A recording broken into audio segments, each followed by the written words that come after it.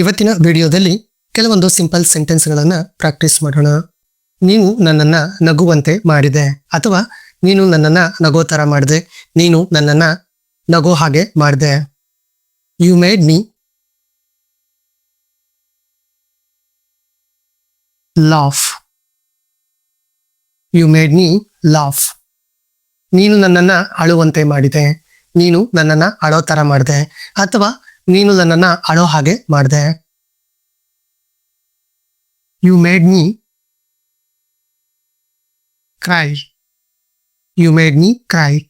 ನೀನು ನನ್ನನ್ನು ಕಾಯುವಂತೆ ಮಾಡಿದೆ. You made me wait.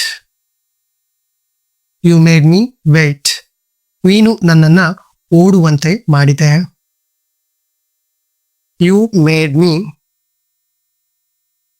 Run. You made me run. ನೀನು ನನ್ನನ್ನು ಆಲೋಚಿಸುವಂತೆ ಮಾಡಿದೆ. ಇದಕ್ಕೆ ಉತ್ತರವನ್ನು ಇಂಗ್ಲಿಷಲ್ಲಿ ಕಾಮೆಂಟ್ ಮಾಡಿ ಹೇಳಿ. For more interesting English grammar and vocab, subscribe my YouTube channel.